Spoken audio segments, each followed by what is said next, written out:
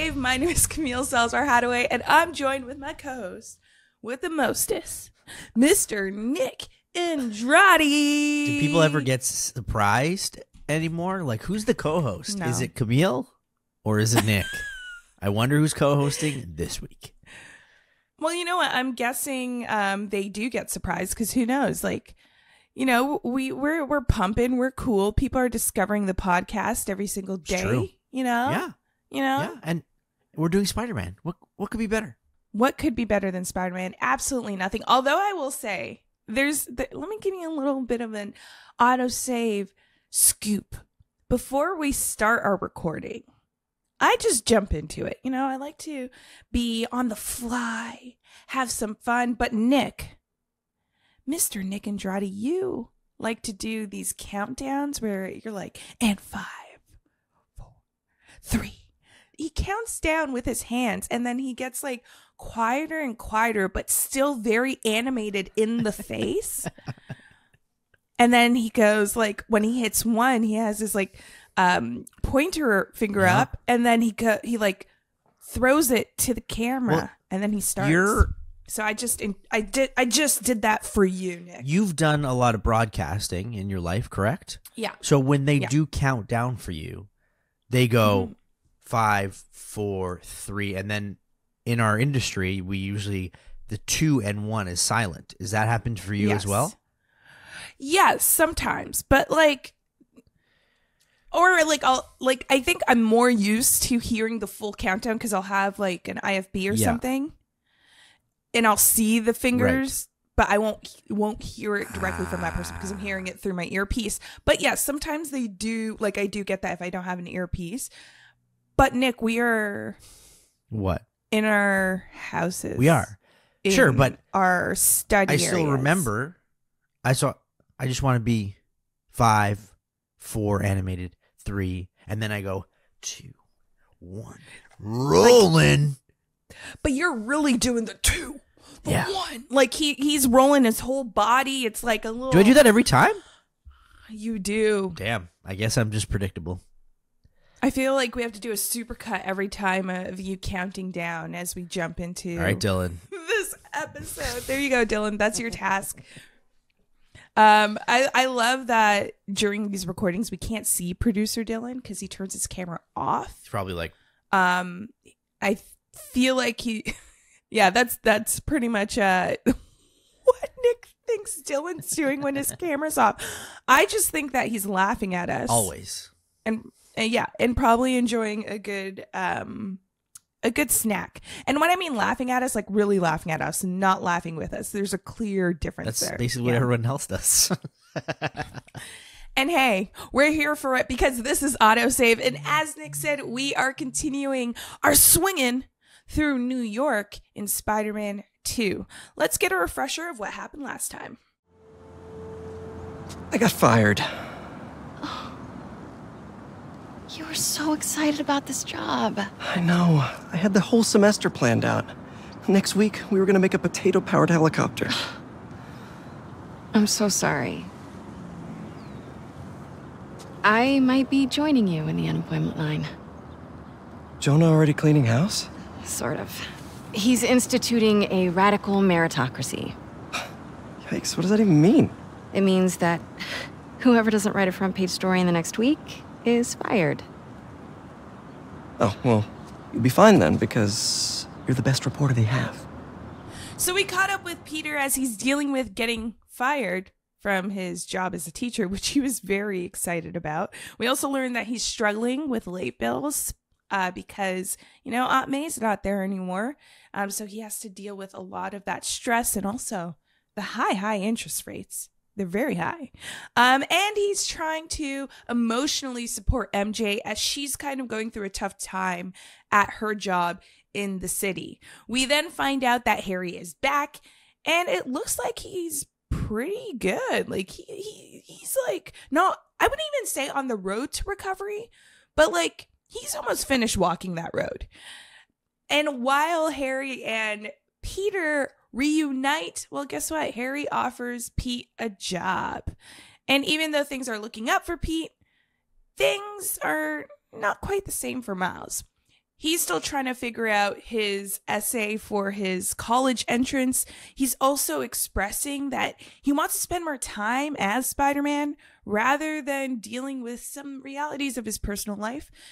The main one including, well, two main ones, I think, is including his mom now having a boyfriend. So this is very new development, of course, because a new potential father figure could be in his life. And he's still mourning the loss of his father. Emotions that we thought he dealt with in Spider-Man Miles Morales. All of this is happening with our two Spideys. And then the pair stumble across a prison break. And that is also where we see Kraven's crew end up being a part of it. Miles and Pete have to rescue the guards and also try to keep Scorpion and Mr. Negative locked up. But throughout the whole process, we see Miles struggling with emotions for doing the right thing or wanting revenge for Mr. Negative killing his father. He, in the end, chooses to do the right thing, save some citizens, but in the process, he has to let Mr. Negative go free. Now, before we find out what happens next, because it is getting good, and we just started this game, by the way. I know. Like, we're actually given a lot of details for just starting this game. There's a lot going on in the story, emotionally. Like, where are they going to go next? Like, we got a lot more chapters. Anyways, we'll find out more of those questions as we dive deeper into the game today. But before we do, Nick,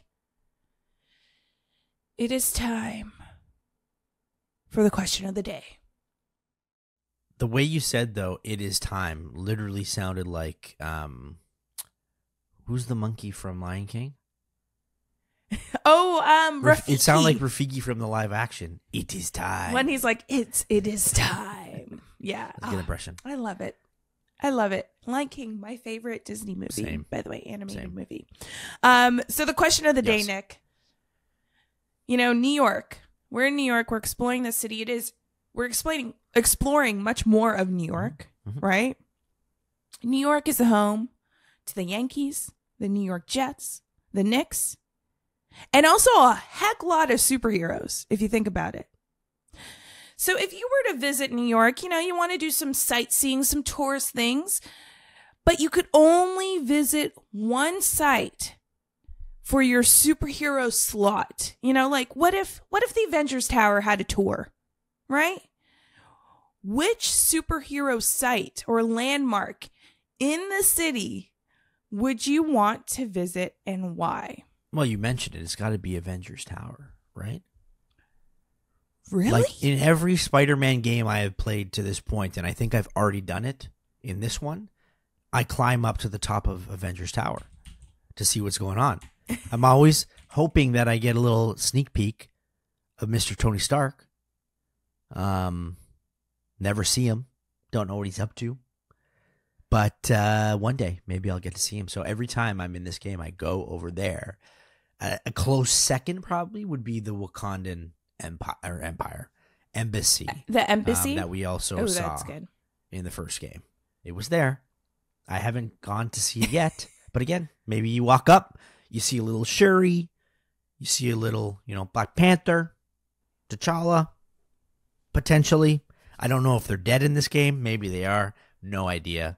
But we also have that's what you do. a Wakandan suit in this game, right? The Forever suit. Oh, so that is true. Just saying. But you wouldn't. I'm saying as you. So as you going, not Miles, not Peter. You visiting New York, you would just go to Avengers Tower. Well, that's what I'm saying. I go to those in the game every time because I want to see what's going on.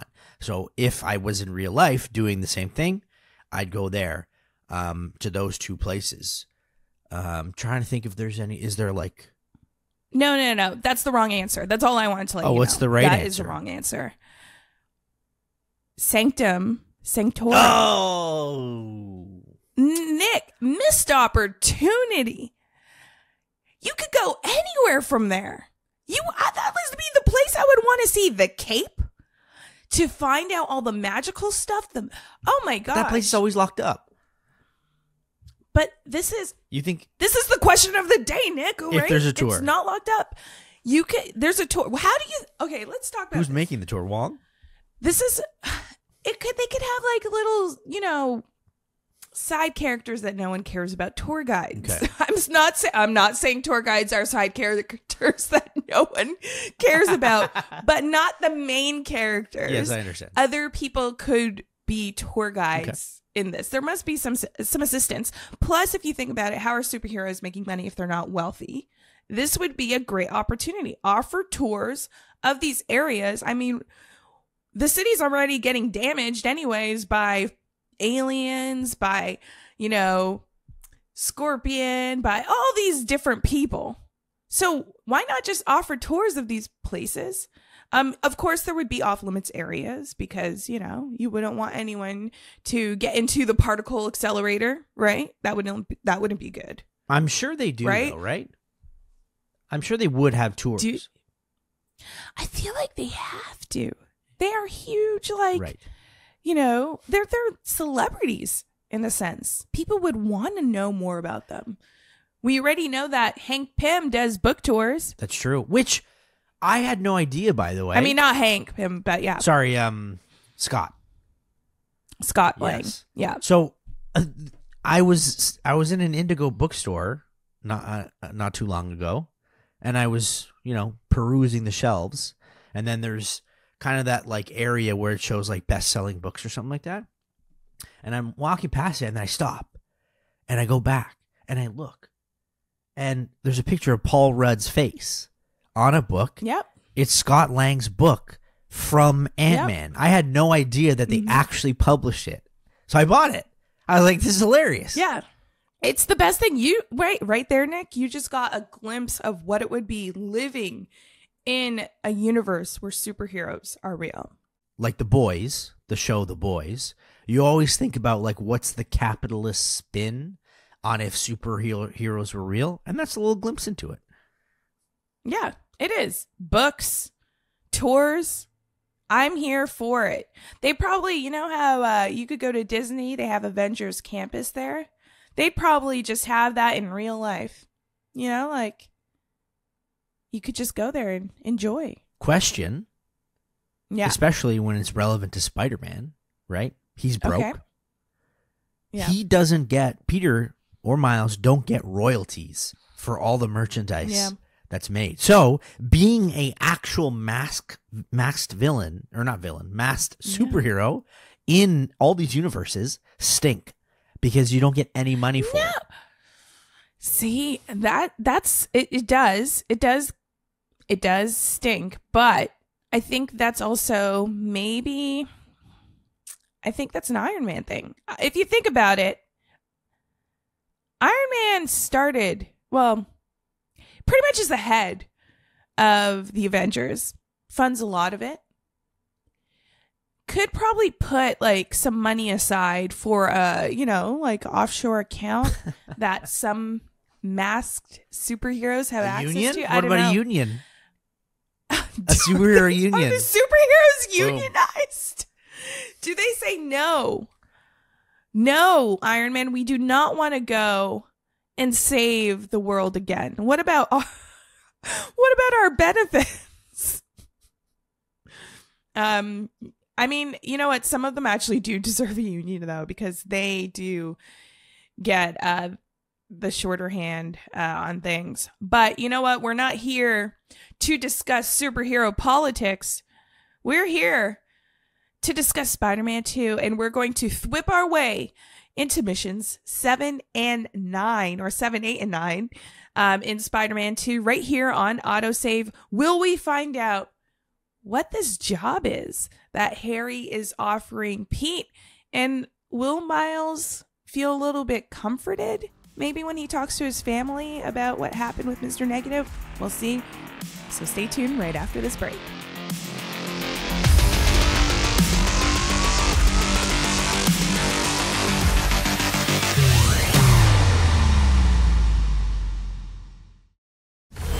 Hey, Miles. I was getting used to hearing that voicemail of yours. Dropped you a pin. Want to come through? Yeah, Uncle Aaron. What? Too busy to visit your fam? Nah, I was just giving you space after you got out. Don't need it. Besides, we gotta settle some things. We do? See you soon, kid. Just go see him and get it over with, Miles. Then we focus on whoever took Lee and Scorpion. Something tells me they're planning something big. So at the start of Chapter 7, Amends, we hear this call between Uncle Aaron and Miles. And there's a few things that firstly I'm going to remind you of. Yeah. But secondly, I'm going to say is kind of like very like specific detail that I'm really happy Insomniac got in this call.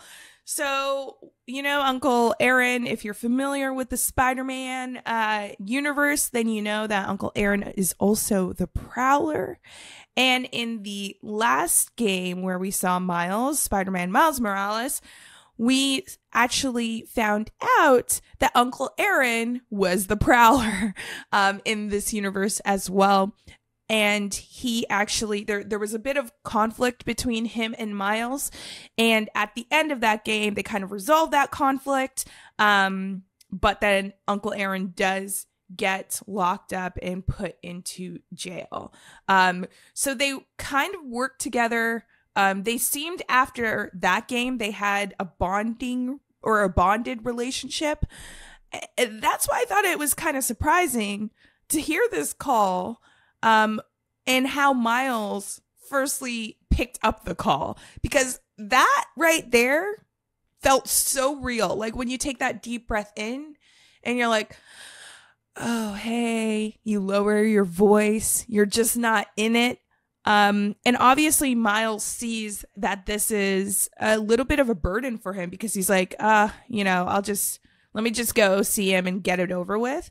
So I'm kind of curious what happened between Miles and Uncle Aaron. We know that, again, Uncle Aaron was in jail, so I don't know if that kind of changed Miles' perspective of things.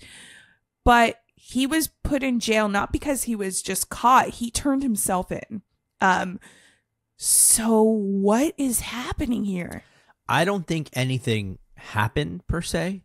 I just feel like Miles will question if Uncle Aaron is like done with being the Prowler, right? I think that's the question that he has in his head.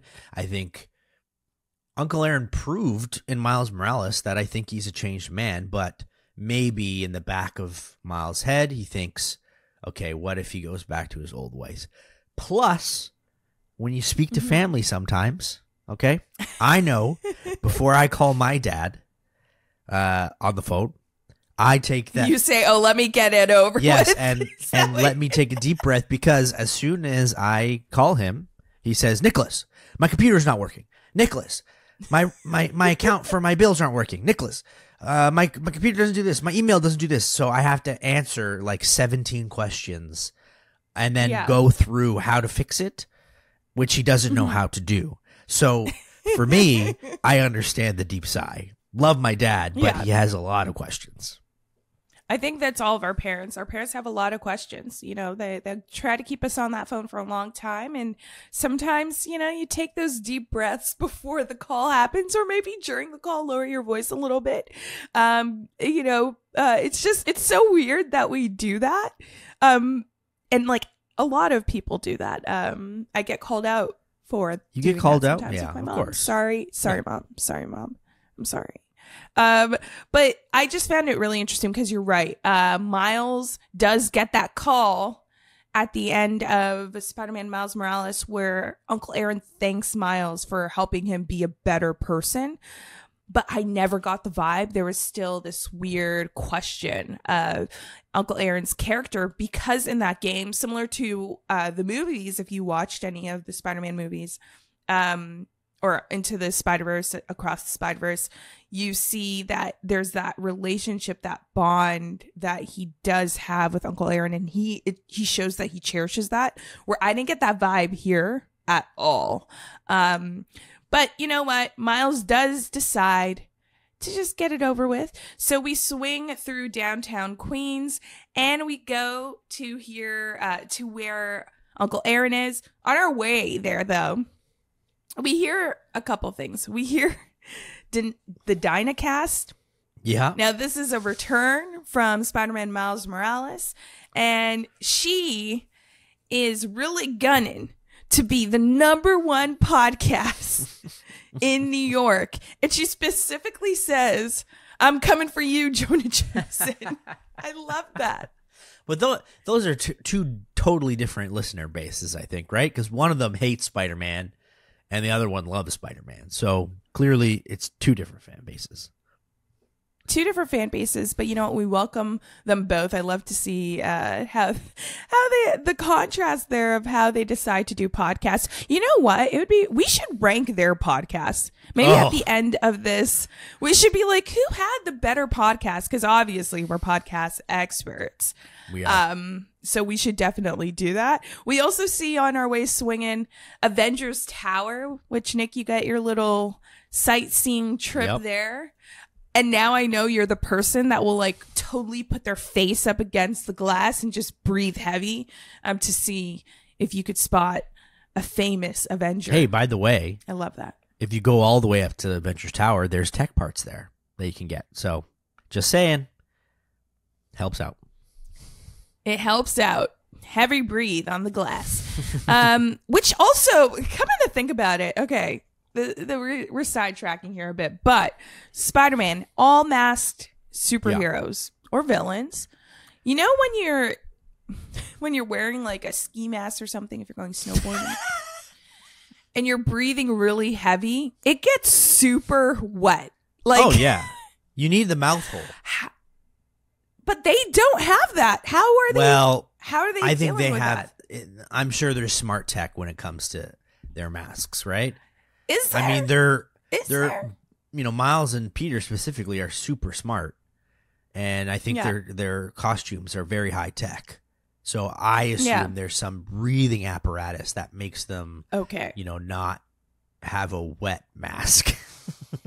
Yeah, that would be very uncomfortable, especially for our spider people out there, whether it's Spider-Ham or Peter or Miles.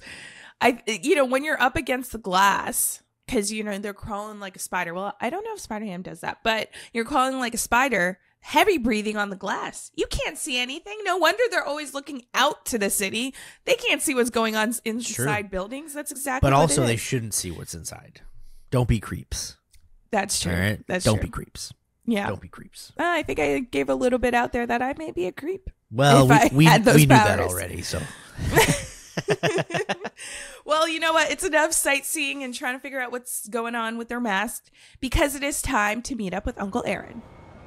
We really gotta do this with the mask on? Depends. Relax. I'm not trying to get my ass kicked by my nephew again.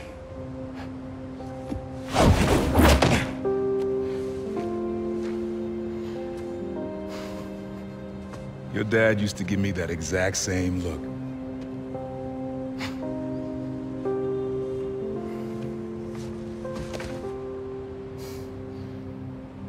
Kid?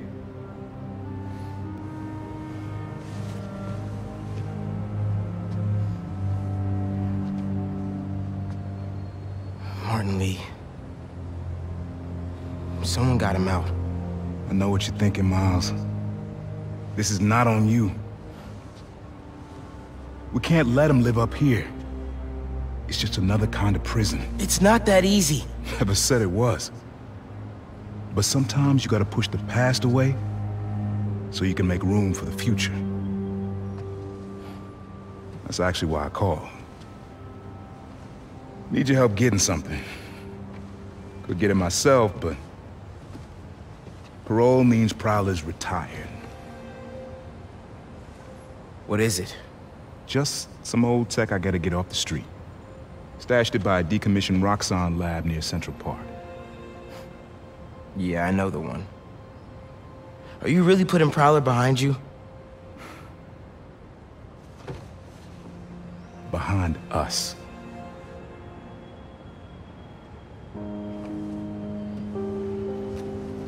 Getting something? did you... And Miles, that Lee business? Don't be stupid. Yeah.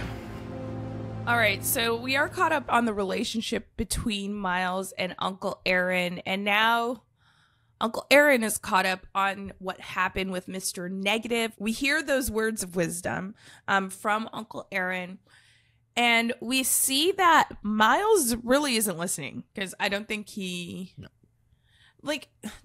just doesn't want to listen. I think that's what it is right now, because he's just going through his emotions. But then we also hear him question if Uncle Aaron really left the Prowler behind. Thing I noticed is Uncle Aaron, even though he's given the wisdom, even though we could obviously see he cares about Miles, he doesn't say that he is putting the Prowler behind because he wants to. He's saying that his parole means that the Prowler is retired. Do we think, like, and I understand he may be reformed, but do we think maybe the Prowler could come back? If not as a villain, maybe as a superhero. Yeah, I'm anticipating Uncle Aaron coming back as the Prowler only to help Miles. I 100% believe in Uncle Aaron. I am team Uncle Aaron. I think he's a reformed man. Even just the way he talks, like, I would just trust him right away. And I understand he's had problems before in the past. Miles is skeptical, all that. It just seemed very reassured. And again, he said, I think the main line I took away was, I'm not putting this behind me. I'm putting this behind us. He's making it about his family. So to me, I feel like Uncle Aaron has redeemed himself, and Miles needs to just trust in his uncle, hopefully. Trust in Uncle Aaron. And we hear Uncle Aaron. He is talking when he's warning Miles, not only out of love for Miles, but I think maybe out of experience. We don't know too much of the origin story of how Uncle Aaron became the Prowler. What was that tipping point for him? We've just been hearing, bits here and there from other characters. But I wonder if there is something that maybe Uncle Aaron felt like he wanted to get revenge for, or wanted to chase justice, what he believed was justice, and then it got out of hand. Who knows? We'll have to see. But there is that Prowler tech that is on the streets, and we need to help Uncle Aaron get it off. What you do in this point, because Uncle Aaron pretty much stashed like some Prowler tech into your suit so then you could track his Prowler tech. I didn't quite understand this, but it's pretty cool. You have to scan the area, and then you see the purple on the marker. Like, there's these purple like kind of like nano bugs or something like that like, or like this dust that appears, and you have to use L2 and R2 to trigger these security keys and try to get like these targets in or these markers in a target area. How did you find, like, there's these always with the Spider-Man games, Insomniac puts in these little mini like decoders in it, and I really do enjoy this stuff, and it's just like this little slight thing here, that I enjoyed. I don't know if you like these. I like these missions. However, I guess the most annoying thing of them is when you're scanning the area. Like, yes, you can find the dust particles, but sometimes I just can't see where they are. And so you're scanning, and as you scan, right, the beeper kind of goes faster and faster the closer you are. Yeah. And so a lot of the times I would get there, and then it would say, like, blocked area. Can't get to this area. So then I would try to go around to see, like, okay, but then there'd just be more of a building behind you. So it would take quite a few tries to kind of finally find where some of these things are.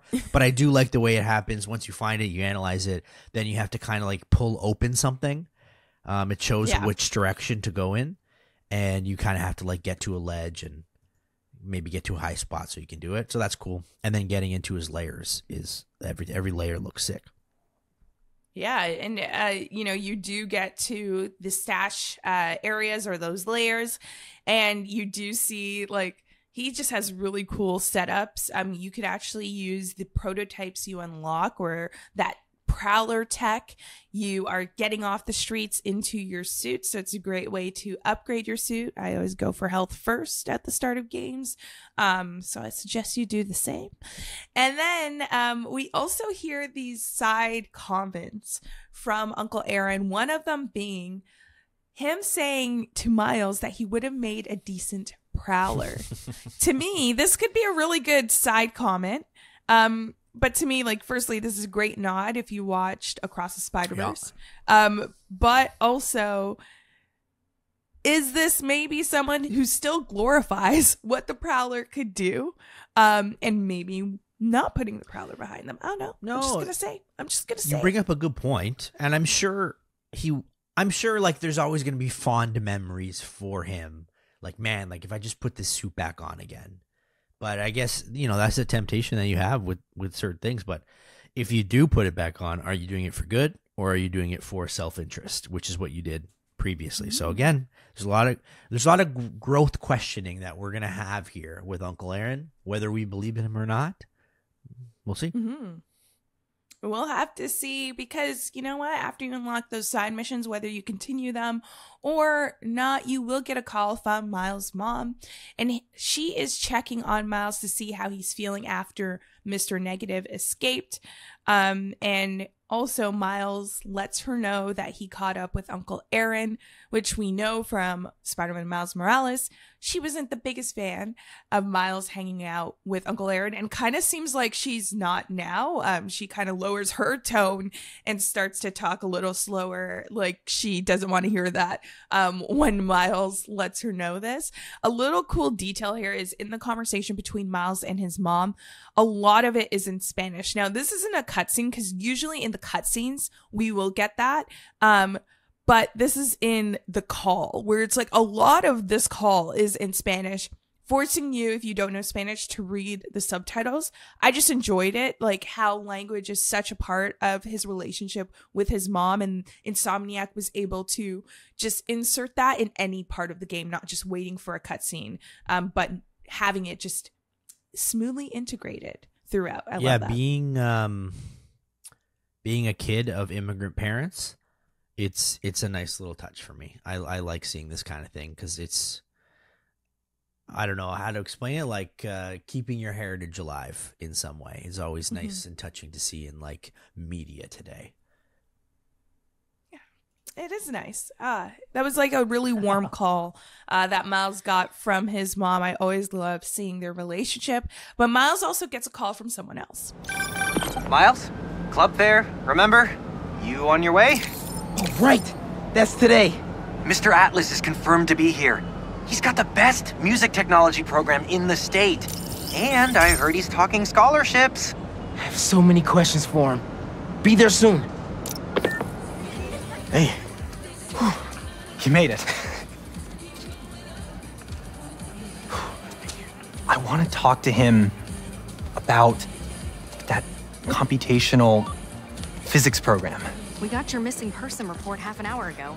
What happened? That's just it. We don't know. She left to get something from her car and then never came back. I just heard 2 words. Missing in person. So I'm gonna say yes. Go ahead. We'll save your seat. All right, so we get this call from Genki at first to remind Miles that he's missing out on Mr. Atlas visiting Visions Academy, and that Mr. Atlas also has some scholarships to offer students. And as someone who has not figured out where they're going to school afterwards, this helps Miles. So Miles decides to just head over to Visions Academy, kind of looking forward to it, obviously excited, but also in the second conversation we hear, you hear that bit of tension he feels between his personal life and his Spidey life. You know, he meets up with Haley and Genki, and Haley is letting him know about everything that Mr. Atlas is like their excitement and what they're looking forward to, Mr. Atlas talking about. And Miles gets completely distracted by a police officer walking by and talking to the principal about a missing person. We see Miles having to, again, put his personal life on the back burner in order to put Spider-Man and the citizens of New York first. This was really interesting because even though Miles sounded like he was kind of annoyed with this, he didn't sound completely disappointed. Again, I think, to be completely honest, if I'm Spider-Man in this position, I'll figure that out later. I think that specific, I know it's a missing person, but however, I feel like that's something that he could have tackled later. It wasn't an emergency, right? I think he needed to focus on himself in that moment right now, especially when it comes to his future. I get it, wanting to be Spider-Man, but it seems like if it's a missing person, you could probably maybe do that after, spending an hour here talking to Mr. Atlas. By the way, Mr. Atlas sounds like the fakest name ever. It sounds like a superhero It does. name. As like a superhero from the 60s. Maybe he is. Mr. Atlas. Maybe he is. Maybe it's a nod to something. If it is, let us know if you do know that. Also, I think that based on Nick's response, I see what you're saying, but I think that proves we would make horrible superheroes. We're like, person's missing. I could do that. You gotta after. pick your Let battles. Let me just finish my coffee and tea. Like what? What is that? But yes, there is a missing person, and we find out that this person is a teacher at Vision's Academy.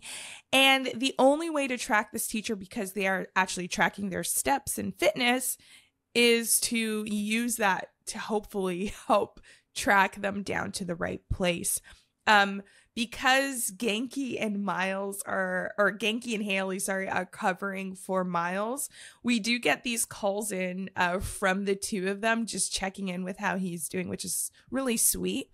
We find the location that the teacher is being held, and there's a bunch of these enemies that you're going to have to battle off in order to save this teacher. During the fight, though, Genki calls Miles, letting Miles know that he has Mr. Atlas on standby, ready for pretty much a phone interview to find out if maybe the scholarship is right for Miles.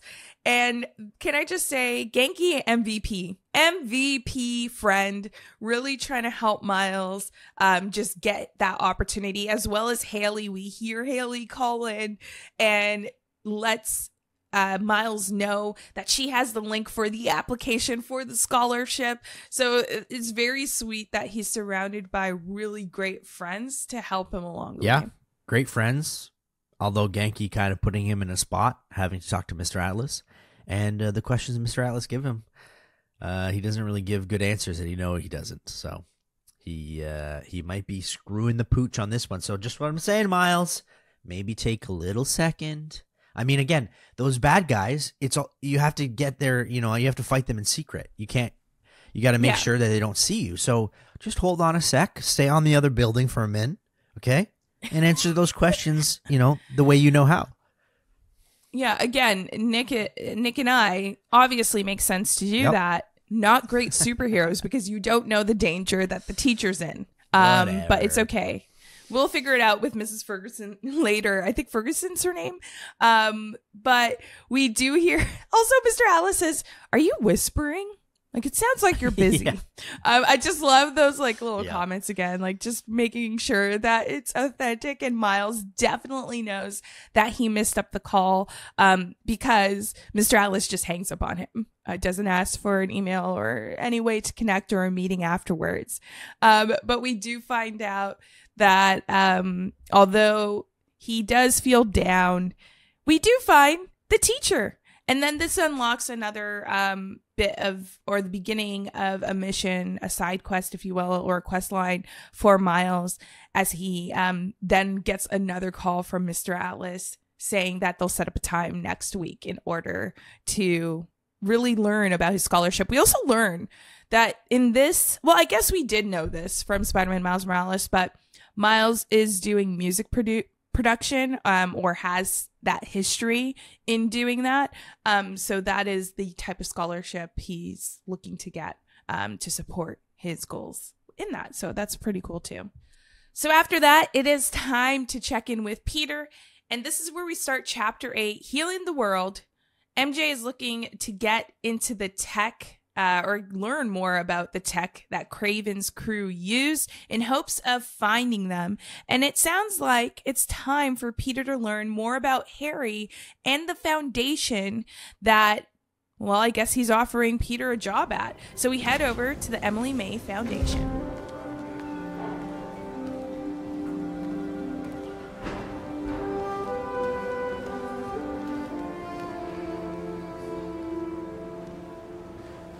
That's Emily's tree.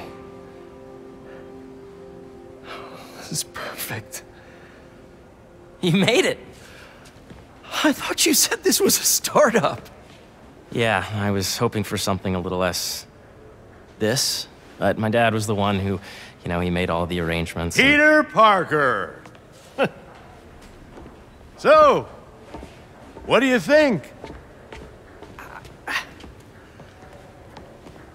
It's a far cry from that chop shop that Otto had you in. And now that you're on board, this place is really gonna start cooking.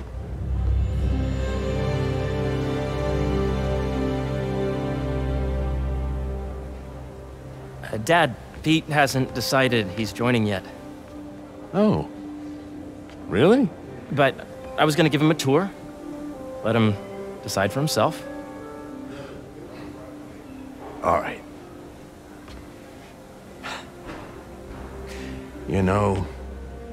Seeing you boys together again.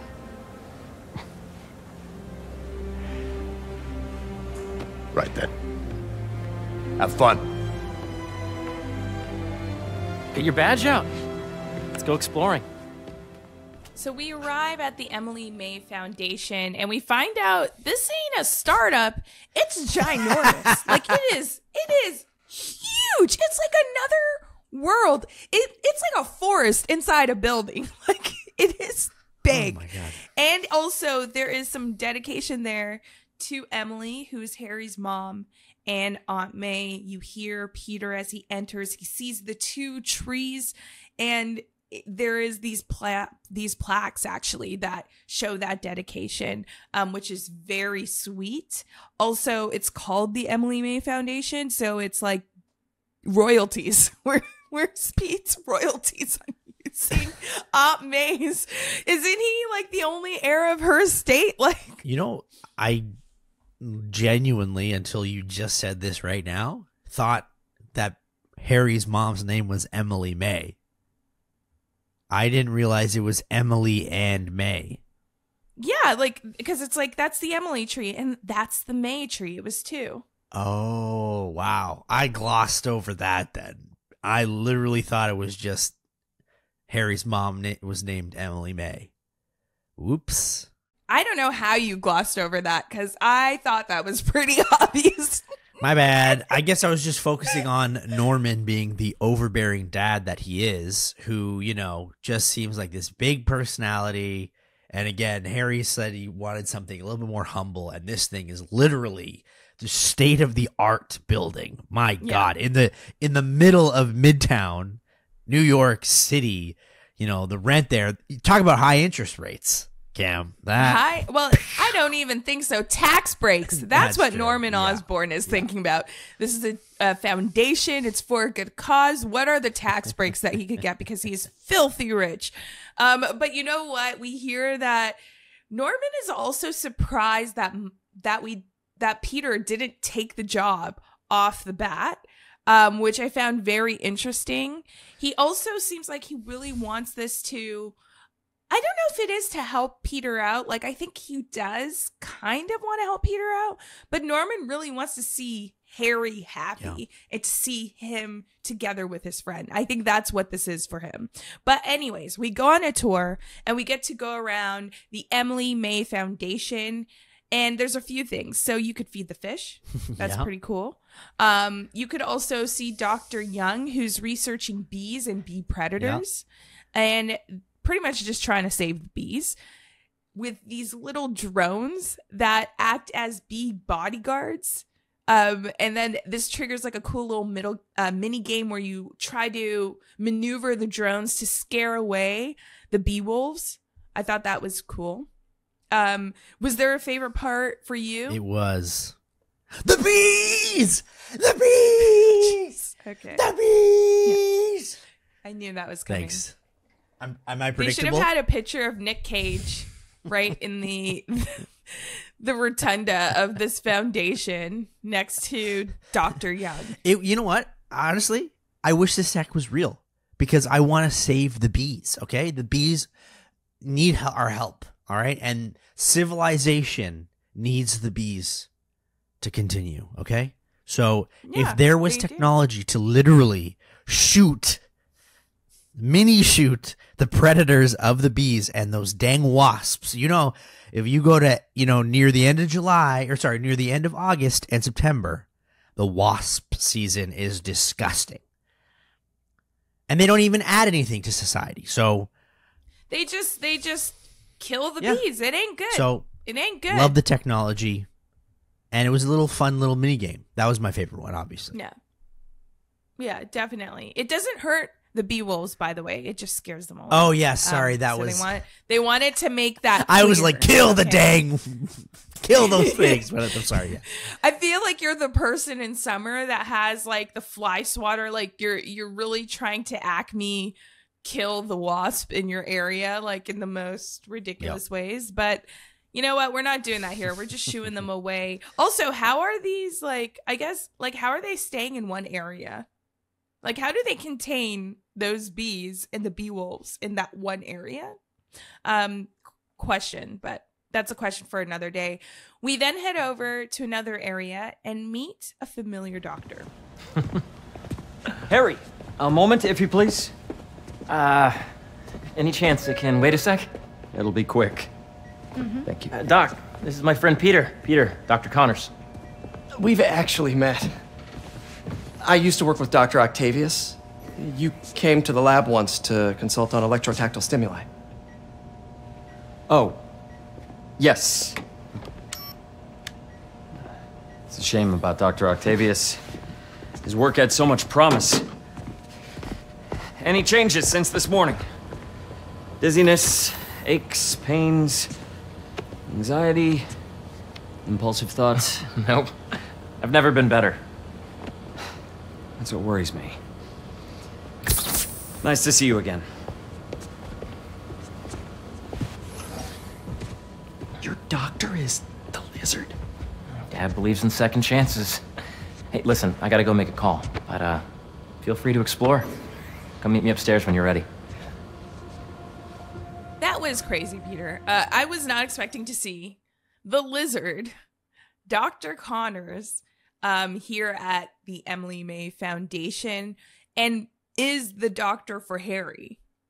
But then again, Norman Osborn. Yeah, can I just say too that Dr. Connors kind of was like, who are you, weirdo? Like, he was not nice to Peter. Was it that? Was it the was it a genuine I don't know who you are, or was it more like I don't want to remember who you are? Like I think it was I don't want to remember because I don't want to associate myself with Dr. Octavius. However, they've obviously had, Spider-Man lizard fights, so it's interesting. I thought it was funny because obviously Peter knows and Dr. Connors doesn't. Yeah, exactly. It's like, that one side of knowing things that makes the room very awkward. Do we think Dr. Connors turn over a new leaf? Well, it seems like he is concerned for Harry, concerned specifically that Harry isn't having any side effects from his treatment. We know that the symbiote had something to do with Harry's treatment. Do we think that maybe the lizard could be Venom in this story. I don't know. I don't know. Our Venom radar. We have to start that. Like, who is It's true. Venom? It could be anybody. Before it happens, it could be anybody. It could be anyone. It could be you, Nick. No. Right now, number one in my book, I think it's Norman. That's who I think it is. All right. Okay. Well, we're gonna have to see. Pete decides to go take a look around, and the first thing that he sees is bikes. He goes up to what is up with him? And bikes. Like, he goes up to there's this like row of bicycles, and then he decides to ask the doctor or the scientist if he could test out one of these new bikes, this new technology. And then she's like, no. It's New York City. Come back later. Yeah, I guess so. You know, he's very eco-friendly. And yes, you could feed fish here too. And then there's also a particle accelerator that Harry is standing next to. What is up with rich people having cool things? Well, you just answered it right there. Rich people having cool things. There you go. Yeah. Fact. As we head to the next floor, Pete gets a text from Miles telling him that he thinks he has a lead on what's going on with Kraven and the people that helped Mr. Negative escape. But Peter says he doesn't have time for that right now.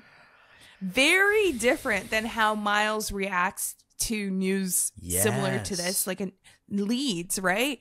We're seeing Peter actually put off his Spidey duties for his personal stuff, whereas Miles puts off his personal life for his Spidey duties. So it's an interesting contrast that we see there, a very interesting dynamic. We then head to see Dr. Foster, who is working on creating plants that can maximize growth to feed the world. And then we have it triggers another mini games where we're working with the genes of the plants and matching the patterns, which is pretty cool again. And then we meet up with Harry. Wow.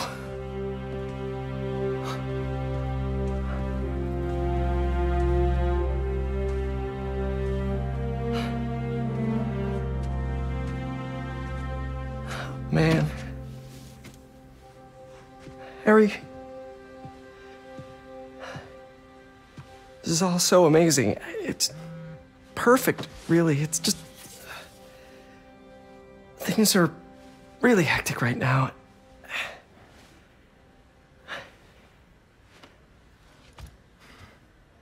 When I was in treatment, all I could think about was, what would I do if I survived? And I kept hearing my mom's voice, telling me that our planet is in trouble, and it's my responsibility to save it.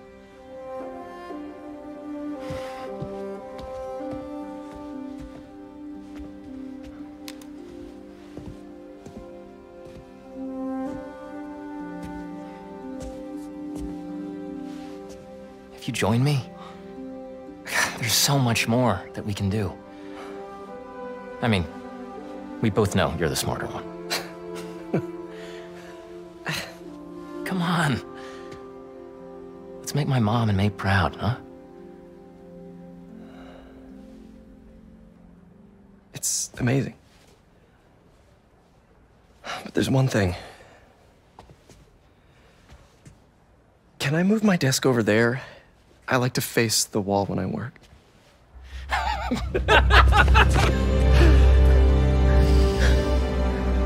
Oh, one quick thing.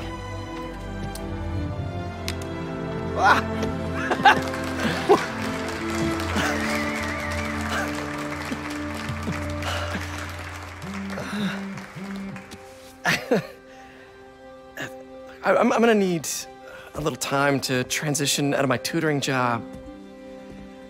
Of course. Take whatever time you need. It's all about balance, right? Yeah. But Coney Island later, yeah?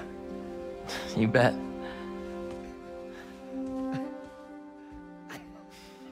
So Harry really, really wants Peter to work with him at the Emily May Foundation to make Emily and May proud. And Pete is sold. He accepts the job on the spot. but then realizes that he does have Spidey duties. He gets another text from Miles. And that's when we hear him say something that I was very shocked to hear him say, that he needs time to transition out of his tutoring job, which his tutoring job is what he usually calls, his Spidey duties, because he is working with Miles. But coming to think about it, it is kind of like a tutoring job, because you're not there to work side and side with them. You're there to kind of help them grow and then do their own thing as a tutor, right? And I guess that's what he really does see his role as Spider-Man is now, that there is a second Spider-Man in New York. I guess is this something that he always thought he would do once he helped train Miles? Or does he just want to scale back? Is he saying like transitioning out? Like, is he, or like as a scale back from being Spider-Man? Yeah. Or is it a full retiring? No, I don't think he's retiring, and I don't think he sees it as like, oh, well, Miles can take over now. I just feel like he was very moved by Harry's speech, which, my God, what a speech. And then he also mentions the key word of our little story so far, balance, and having balance. I think it's really hitting him that maybe he does need to like take a step back. And yeah, maybe that is in the back of his head that, Miles is there to kind of take over. So then maybe he can, take a step back. However, Miles is still really young and needs Peter's help. And ignoring his calls or, ignoring his text messages, to me, is a little irresponsible of him. But I feel like the pull of seeing his best friend again is making him realize that maybe he doesn't want to be Spider-Man all the time. Yeah. Yeah, I think you're absolutely right. I like how you said it is irresponsible, because it is for a superhero. Also irresponsible maybe not to save the teacher in order to attend a state fair. But that's just my opinion. This is, though, giving me, like, Harry is giving me huge villain energy right now. You know the episode of The Simpsons where Homer gets his dream job, right? But it turns out he's working for a villain. Hey, Scorpio. That's this. Really? Pete is going on this tour. It's all a dream. He's like, yeah, this is awesome. This is awesome. And Harry sets up this like digital like hologram in this office saying, congratulations, Peter. We're so much energy is put into this. I think part of it is out of love, but also Harry is flaunting his money, and it's just giving me a little bit of villain energy. So, I don't know. I feel like, and I keep questioning myself because, again, yes, this is, typical in terms of like you're starting to become almost attached to Harry in terms of like, okay, he seems like a nice guy. He seems like his heart's in the right place. He's trying to do good for his family, his friends, but also society. We're getting these flashbacks with him. So to me, it's setting up almost like tearing him down later where we start to feel bad. But I'm starting to think also, is that a red herring? Is that Insomniac trying to push us towards this way? Be like, okay, we're getting a real sympathetic part of Harry's story, so we're going to turn on you later. Yeah. Or are we dangling that carrot in front of you to say like, ooh, look, it's Harry, but it's not. That's what I'm suspicious of right now. All right. Well, we're going to have to see. I'm just always suspicious of everyone, so I don't trust Harry. But we'll have to see what's right.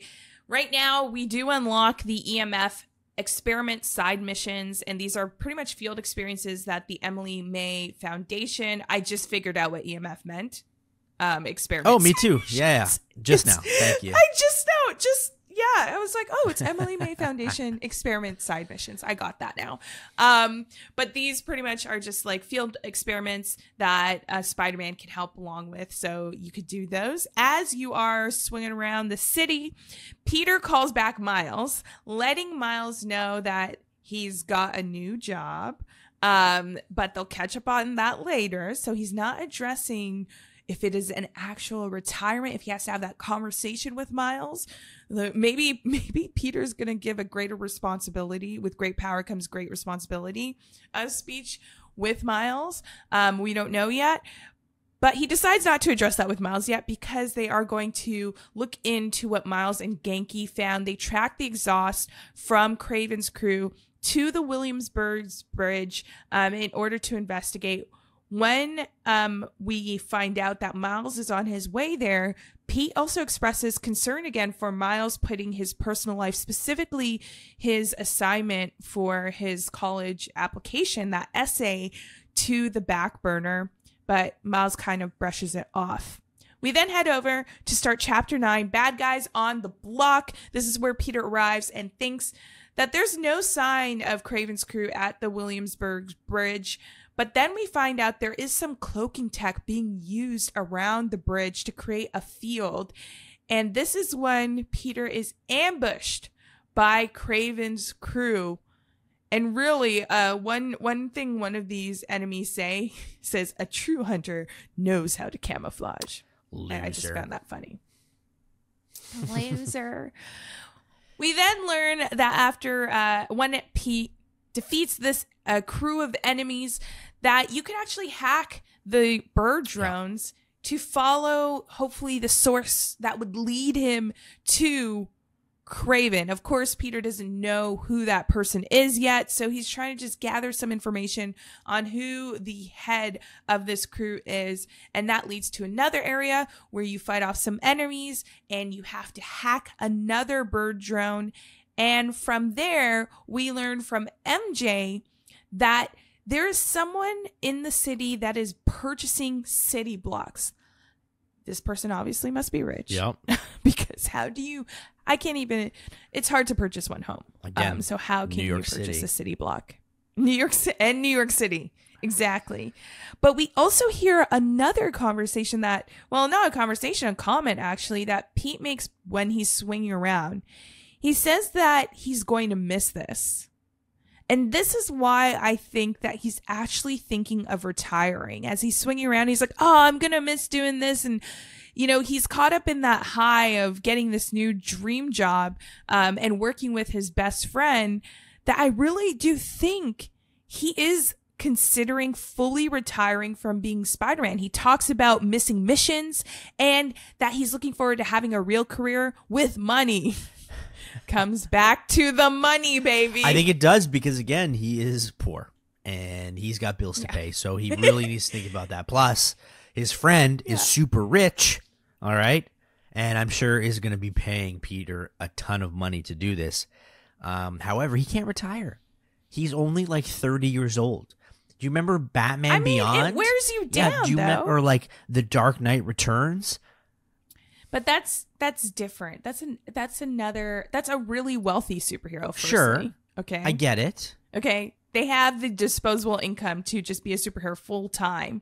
It must be so stressful for Peter. That's like putting 30 years. We're talking about union. Let's talk about the burdens that superheroes have, going through this, the mental burden, the physical. There's a lot of things I think that is just having him ready to retire, even at a young age. I understand all that. However, when push comes to shove and your city is getting demolished by something, he's going to have to come back to it, or he's going to feel guilty if he doesn't. He just can't live his life and then enemies and villains are coming all around New York City all the time, and it's only Miles just to deal with it. And then what if Miles dies because of you? Then you feel bad. All right, Peter? Well, you know what? He'll just be like the Undertaker and just come out of retirement and deal with it and then make some money. The Undertaker's like 65 and he still wrestles, okay? But he retired how many times? Anyways, we're not talking about the Undertaker. We're talking about Kraven, because we finally uncover one of Kraven's layers and we find out a few things, or Peter finds out a few things. We find out that there's a lot of international mercenaries. They call themselves the Hunters. And MJ is also excited about Peter's job because they have this quick conversation. Does she know that he's planning to retire or, take a step back as Spider-Man? Maybe. We also learned that Peter thinks that Kraven is rich or well-connected or both. I say all of the above as well. And we end up unlocking the web line, which is pretty sweet. It was an idea that was coming from this crossbow hook thing. And it pretty much just lets you shoot out a line and type like a tiptoe across it. So that's pretty cool. And then we have where there's a research lab in this lair that is also filled with a bunch of enemies you have to go through and take out. But in this research lair, there are vials of blood with Mr. Lee's, and there we find out it's Mr. Lee's blood because there's a picture of Mr. Lee when he was at Feast, and the mask that his crew used. We find out that Mr. Negative, or at least Kraven, is trying to find out how Mr. Negative got his powers. And then we also see Scorpion's hallucinogens and a rare flower that Peter knows is an antidote to Scorpion's hallucinogens. So Kraven is not only capturing or like helping them escape, he is also doing his homework. He is researching. Yeah. So he's probably rich, he's probably well connected, and he's probably really smart too. So that's great. That's those villains are in for it because he does his research. He does his research. I wonder how many essays Kraven has written. I think Miles should call Kraven for help on that because obviously he likes to do the work. Well, Peter finds out there's a secret entrance because in this research lab, we also see Scorpion's armor. So when Peter moves that to the side, it opens up a secret entrance, and he continues through the lair, and we find more information about the villains in this universe that are interesting to Kraven. One of them being Black Cat. And what's interesting is Black Cat doesn't really have any powers, which Peter notes. She's just a thief. So what is the interest there? The questions, they keep coming up. But before Peter could learn more, he is attacked by cat robots and more hunters. What were you protecting?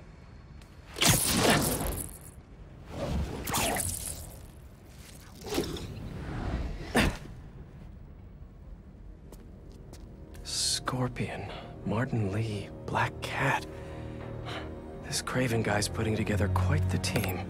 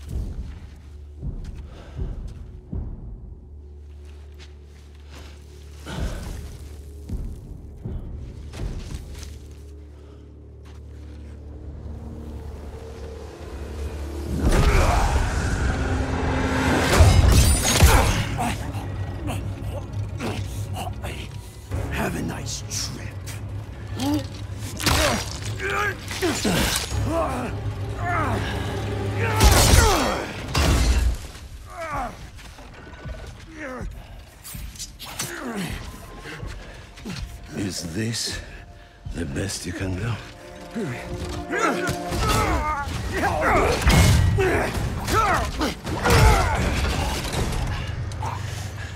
They said you were a killer. Imagine my disappointment.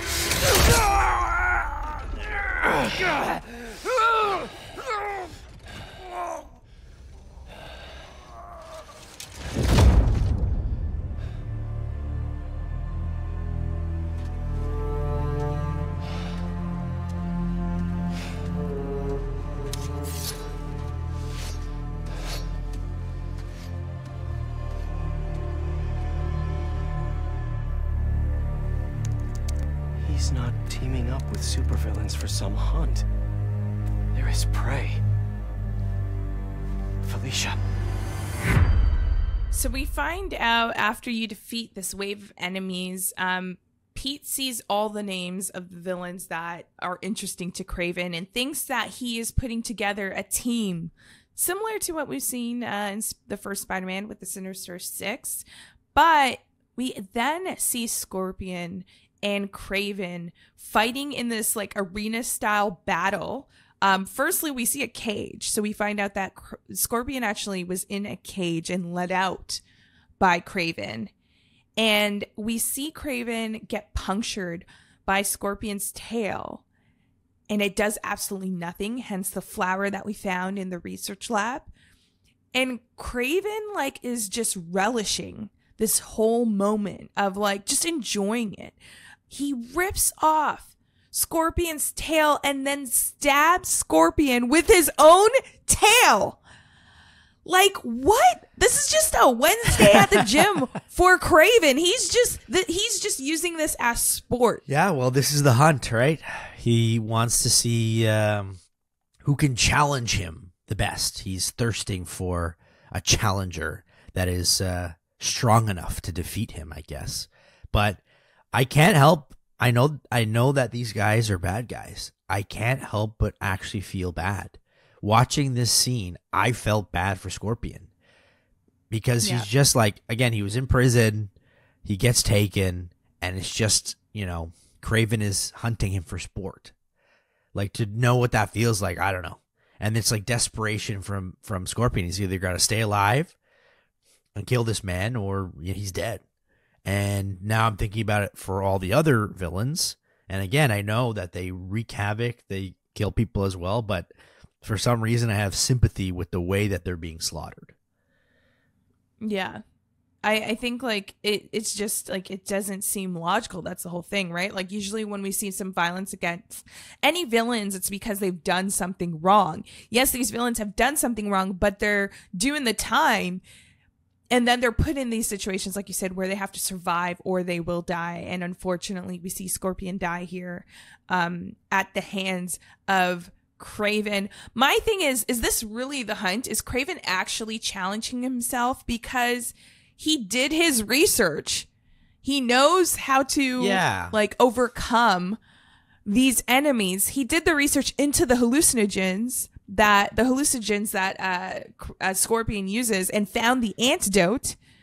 So it's like, are you really enjoying the Wouldn't hunt? it be because wouldn't it be, I don't know, like more, I don't know, rewarding if you can kill them without knowing what their weaknesses are? That seems like you're just, you know, it's besides the point. It just seems like it just seems like you're not, or maybe it is part of the hunt to do the research. You know what? I'm not going to argue with you, Kraven, because I don't want you coming after me. That's the end of this chapter. And after this break, we're going to actually work out and break down more of what happened here, as well as this whole episode right after this.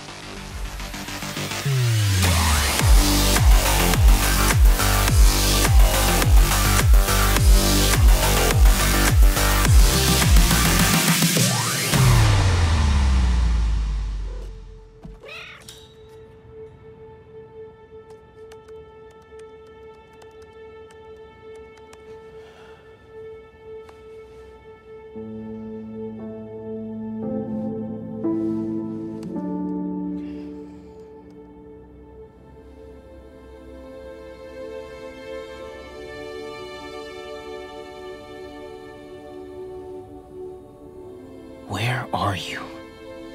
¿Estás listo? For what? En serio. My date's almost here and you're surfing the web? Ma, no one says surfing the web anymore. Can you just please get dressed? Okay. See, you got your good lipstick on. You must really like this guy, huh?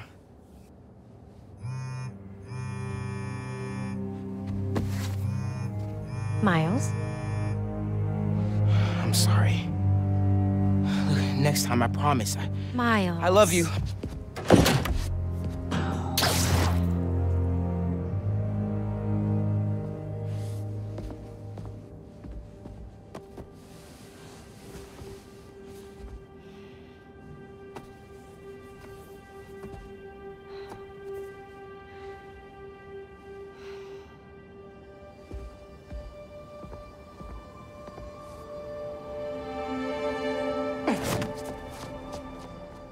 So before the chapter actually ends, we check in with Miles, who is working on his Empire State University application. It's barely filled out. Yeah. Miles has not been focusing on that. It's just been that tab that he keeps referring to as his to-dos, but he just doesn't. Also, he doesn't have that many tabs open. Kudos to him, because when I'm working on things on my computer, it's a mess. But he is distracted, and that's because he's actually looking at leads on Mr. Negative, trying to figure out where he is. And that's when we have Miles and his mom come in and have this conversation with him, getting ready for the dinner to meet her boyfriend. And this back and forth made me change my mind about his views with his mom dating someone. I think he's okay with it. Like you said, Nick, I do think he's actually fine with it. It may just be a little bit awkward, but he's complimenting his mom and genuinely sounds happy for her, which is really sweet. But his phone does ring. I'm pretty sure it's another spiny duties thing. So he decides to put his personal life on hold yet again and tells his mom that he unfortunately has to go, and he leaves. His mom then, does what moms do and peeks at his laptop to find that he was actually looking at leads for Mr. Negative and his whereabouts. So I'm pretty sure now his mom's pretty concerned about him. But we're seeing Miles create this relationship that is not necessarily strained, but it does seem a little disconnected because he's putting up these barriers. On the flip side, we have Peter, who's having really close relationships with everyone that he cares of because he's prioritizing his personal life. But maybe that comes with maturity, seeing the value in those moments rather than only seeing the Spidey duties. I don't think it's fair, because when Miles was, contacting Peter, he said, "I'll talk to you later," and shrugged him off. And then the minute Peter says, "Need you," there's Miles for him. So I'm not really happy about that. So there's not enough balance in the duo. There's not enough balance. The balance is off. We need more balance. Secondly, I don't know how you feel here, but I feel like there's some sort of Vulture / Michael Keaton from Spider-Man Homecoming situation where do get that vibe. He's avoided or his mom has his mom has told Miles about the boyfriend, then he's about to meet the boyfriend but puts it off. I feel like whenever we get the reveal, for some reason it's going to be someone that is not kosher, I guess. Yeah, maybe he's Venom. Whoa, maybe the mystery boyfriend's Venom. Who knows? Thought it's Norman. What if she's dating Norman? No, I feel like she would definitely be like, "I'm dating a really wealthy guy." That's she crazy. hated Norman too, though, right? Because that's why she's a counselor. And she did. Well, because that's why she actually moved into politics, right? J. Jonah Jameson. Oh my gosh, that'd be hilarious. Could you imagine sitting down for dinner and he's just like, "Spider-Man, am I right?" Oh my god. That was a horrible impression, by the way. But anyways, thank you. We do have this reveal in this chapter. Spider-Man may be retiring, at least Peter Parker, from his superhero duties, or at least scaling back. Which you think that's what's happening here? Do we think MJ knows? And can Peter actually leave his duties behind? Like, you think MJ knows that he wants to retire? Yeah. I think she probably has a feeling that he's not into it as much. But you don't think a conversation happened? No, I don't think a conversation happened. I think he's just starting to think about it in his head. The more things change. And again, that's why he hesitated taking Harry's job, because he was afraid, just like losing his first job, his teaching job, that, one, either Harry finds out, or two, he starts to notice that he keeps taking a lot of time off, stuff like that. But maybe... Yeah, I think letting his friend down, too. Like, you make a commitment to a friend as opposed to a random job. It's a little bit different. So, I think he's just starting to slowly think about it now. All right. Well, I agree with you, Peter. Even though he wants to retire, he may just do the Undertaker way and like come out of retirement if that does end up happening. But the bigger question is, how is Miles going to react with Peter wanting to take that step back? Because I don't think Miles is going to understand what Peter's going through, and I think that may cause a little bit of a disconnect between the two of them. Again, he can't retire, Cam. I'm sorry. Miles needs him at least until he's, middle adulthood, 23, 24, a few more years under the belt, and then you can hand it off. But right now, Peter, you are too young, and he needs your help. I'm sorry. All right, Nick, you know what? It's okay. Denial is the first step. We'll get to acceptance later. No, for you. I'm not. I will never accept Peter retiring, okay? He needs to be Spider-Man. Right. Okay. All right. Well, you know what? We have to retire from this episode because that is the end of this episode. Let us know what you thought going through these missions and who you think Venom is, because we'd like to see your theories as well. Be sure to stick around because we're going to continue. Be sure to stick around because we're going to continue our swing through New York in Spider-Man 2 right here on AutoSave. AutoSave is produced and hosted by Nick Andrade and myself, Camille Salazar-Hadaway. The show is also produced by Dylan Wilson. Gameplay and additional elements provided by Chris Zeiser. Executive producer, Clayton Hansler. You can follow the show at AutoSave Podcast on Twitter and AutoSave Pod on Instagram, YouTube, and Twitch. You can subscribe to the show wherever you're listening to it right now. And if it happens to be Apple Podcasts, kindly leave us a rating and a review, but only if it's good. AutoSave is a Soda original hosted on the Soda Podcast Network.